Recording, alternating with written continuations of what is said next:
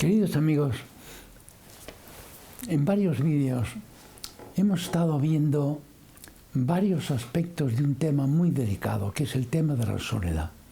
Habrán visto que es un tema más complejo de lo que puede parecer a primera vista. Y hoy vamos a tratar el último de esta serie, que es el más profundo, el más preocupante. Diríamos, es un tema que afecta a lo más hondo de la persona humana. Lo vamos a ver de manos de una obra de Albert Camus, que en su día fue un bestseller en toda Europa y que realmente conmovió los espíritus. Vamos a ver hoy por qué.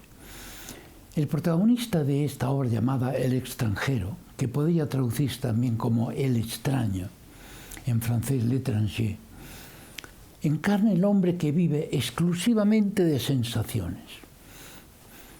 Vive como empastado en lo meramente sensorial. Su vida se desarrolla, podríamos decir, totalmente en el nivel 1 y casi podríamos añadir en el nivel -1. Veamos las consecuencias de esta actitud, que de algún modo pueden afectarnos a todos. Naturalmente el tipo literario del extranjero es un tipo extraño, muy extraño, pero esa extrañeza de alguna forma puede afectar a muchas personas que en la vida corriente son normales. De propósito aparece este hombre enigmático, aparece en la obra sin nombre propio. Es importante el ver cómo en la literatura a veces se da nombre a unos personajes, otras veces no. Todo eso tiene su significación. Aquí la tiene también, aparece sin nombre propio. Camus lo ve como un amasijo de mar y sol, es decir, sensaciones fuertes. En francés, mer y soleil, y a base de esas dos palabras compone una que es merceau. Pues bien, este hombre no vive en el nivel de la creatividad, que es el nivel 2. Vive en un nivel infracreativo, un nivel puramente sensorial. Por eso, precisamente, no entendió el lenguaje con el que María, su novia, su acompañante, le propuso casarse.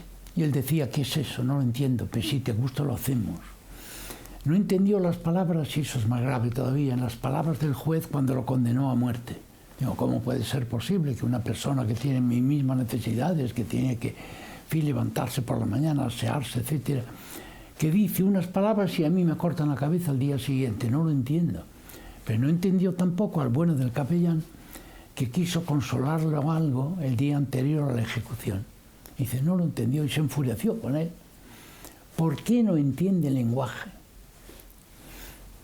Eso es algo muy serio para la vida humana. Él quería reducir su vida constantemente y su actividad a un mero fusionarse con las sensaciones. Fíjense, ingresó a su madre en un asilo porque, comillas, no tenía nada que hablar con ella. Fíjense qué síntoma de falta de creatividad, no tener nada que hablar con la propia madre, con la cual por otra parte se llevaban normalmente, por lo visto.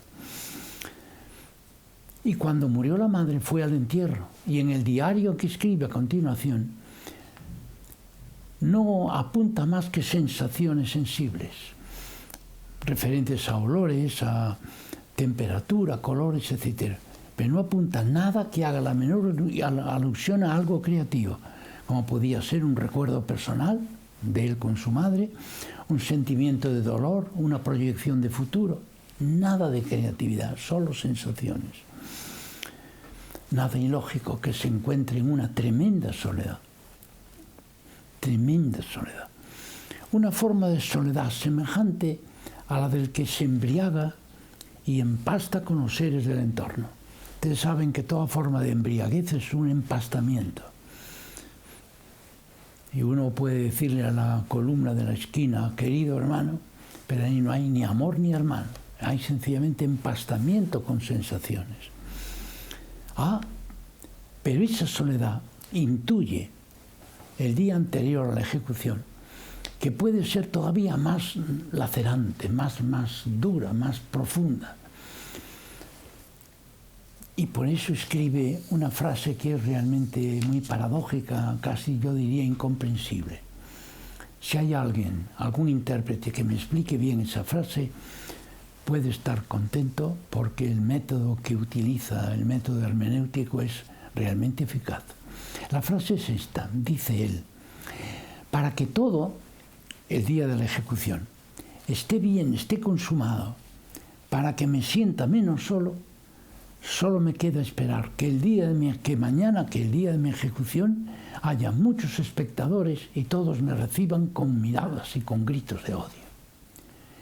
Fíjese bien, para que me sienta menos solo, solo me queda esperar que haya mucha gente y todos me reciban con gritos de odio. ¿Cómo se explica esto? Para disminuir la soledad, que le odien.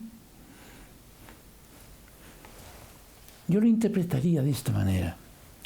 Si Meursault, al dirigirse hacia el patíbulo, abriéndose paso entre la gente apiñada y podríamos decir enfurecida contra él, uno solo de los espectadores le mirara con piedad, con compasión, esa mirada bondadosa sería para él como una apelación, como una invitación a dar una respuesta agradecida.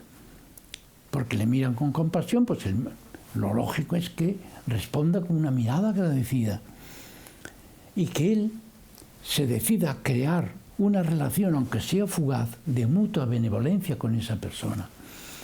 Pero si hace eso, entonces él se elevaba al nivel del encuentro y se vería entonces invadido por la luz que la actividad lúdica, la actividad del juego creador genera e irradia, y se vería entonces enfrentado con la verdadera imagen que él daba de sí a las personas normales, que era la imagen de Assisi, el que había asesinado al pobre árabe. Entonces él se vería elevado de nivel y tendría una luz para comprender su verdadero estado de un hombre que quebrantó las leyes gravemente, que merecía, por tanto, el suplicio de la ejecución. Ahora bien, si seguía rodeado de gritos de odio, que no invitan a crear vínculos, a crear encuentros, sino a romperlos, entonces él se sentiría menos solo porque continuaría viviendo en ese plano infracreador e infrarracional de siempre, ajeno al sentido de realidades y sensaciones. Esto es muy importante, porque si uno vive por debajo del mundo creador, no entiende el lenguaje, no tiene sentido para él. Entonces, claro, si le miran con odio y él no se ve invitado a crear relaciones de encuentro, ni relaciones de benevolencia, ni de simpatía, ni de empatía, por lo menos, entonces él naturalmente siente que está en su verdadera salsa, diríamos, está en el clima que le conviene para no tener la conciencia de qué había hecho, de qué es lo que había hecho él, rompiendo esos lazos tan tremendos que significa el asesinato. Esa obstinación de Meursault en aferrarse a la actitud no creativa es la que define, según Camus, la figura del hombre absurdo. Hombre absurdo es el que no da sentido a la vida, el que vive por debajo del nivel del sentido. Pero ahora yo les invito a ustedes a que piensen conmigo, ¿en qué grado de soledad ha de encontrarse una persona joven para desear que el día de su ejecución le miren todos con miradas de odio? ¿Qué tipo de soledad es esa? Y esa es la soledad que se tiene cuando renuncia uno al mundo de la creatividad, al mundo propio del nivel 2, el de la creatividad, del encuentro, de la vida estética y ética.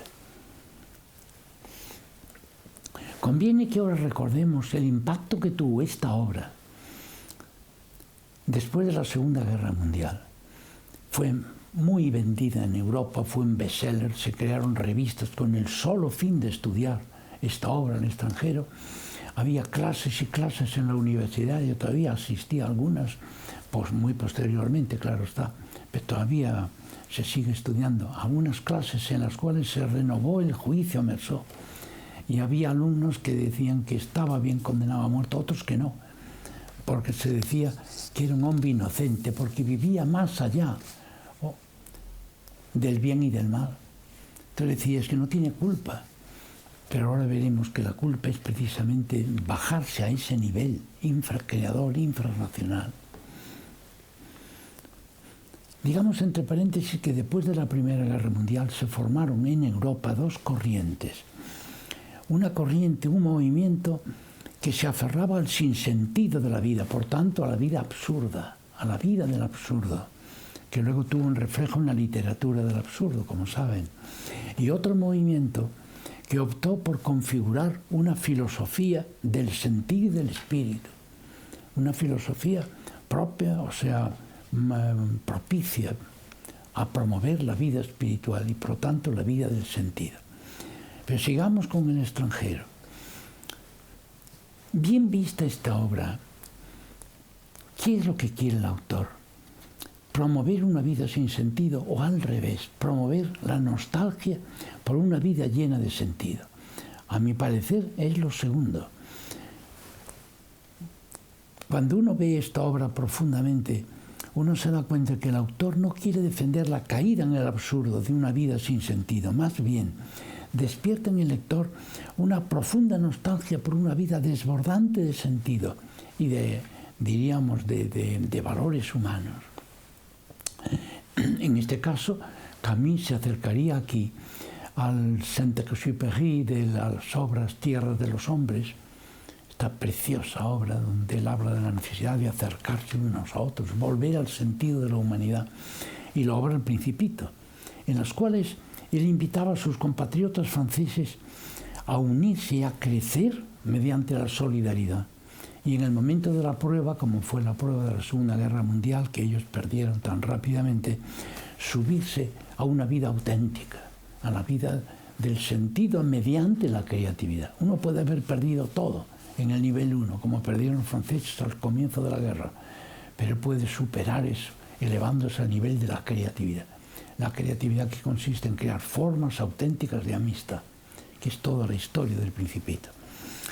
El análisis del hombre absurdo, a la luz de la obra de Camus, El mito de Sísifo, que fue escrita al mismo tiempo que El extranjero, pareció llevar a Camus, en principio, a proponer como solución aceptar el sinsentido de la vida humana y considerar como un hombre feliz al hombre como Sísifo, condenado al sinsentido de subir una roca, una montaña, para dejarla caer, para volver a subirla, para dejarla caer, en un aparente sinsentido absoluto.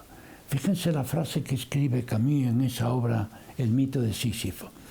La lucha misma hacia las cimas basta para llenar un corazón de hombre. Hay que imaginarse a Sísifo como un hombre feliz. El hombre absurdo ama aquello que lo aplasta. ¿Es esto verdad? Estas palabras de su obra El mito de Sísifo, que escribió, como acabo de decir, al mismo tiempo que el final del extranjero, podríamos decir que indican que el autor quiere propugnar esa vida sin sentido. Pero yo pienso realmente que él lo que quiere es suscitar en nosotros un anhelo de una vida que evite esa caída en el sinsentido. Y a esa vida no podemos llegar si no renunciamos a la actitud egoísta ante la vida y ante los demás. Pero naturalmente, conseguir eso exige una transfiguración de nuestra vida, justamente la transfiguración que experimentaron el piloto y el Principito durante ese maravilloso cuento para gentes mayores con alma de niño, que es el Petit Prince, el Principito. Fíjense la frase que dice Saint-Exupéry en su obra El vuelo nocturno, referente a uno de los protagonistas. Dice: obramos, actuamos como si algo sobrepasase en valor a la vida humana, como si el hombre no hallara la finalidad en sí mismo, sino en la entrega a algo superior que lo nutre y planifica. Esta frase fue luego muy comentada por el famoso André Gide, cuando dice, solo por decir eso, ya Saint-Exupéry es acreedor a nuestros mayores elogios y nuestro mayor agradecimiento. Pues bien, a ese hombre nostálgico que piensa en esa trascendencia, que es la que debe guiar nuestra vida, puede aplicarse la decisión con la que define Saint-Exupéry en la misma obra al protagonista. Está hablando del protagonista, que era un piloto, y al final dice, su hambre de luz era tal que remontó el vuelo. Fíjense, un hombre que está en una situación difícil y dice, su hambre de luz era tal que remontó el vuelo. Queridos amigos, acabamos de ver que este tema de la soledad es un tema muy profundo. Hay formas de soledad que parece que te destruyen hondamente en lo más profundo de ti misma por culpa nuestra. Hay formas de soledad, como hemos visto el primer día, que son muy positivas. Te recoges para sobrecogerte ante lo muy valioso. Entonces, la primera forma de soledad te quita el sentido de la vida. La otra forma de soledad te eleva a una vida llena de sentido, llena de valor y, por tanto, llena de felicidad.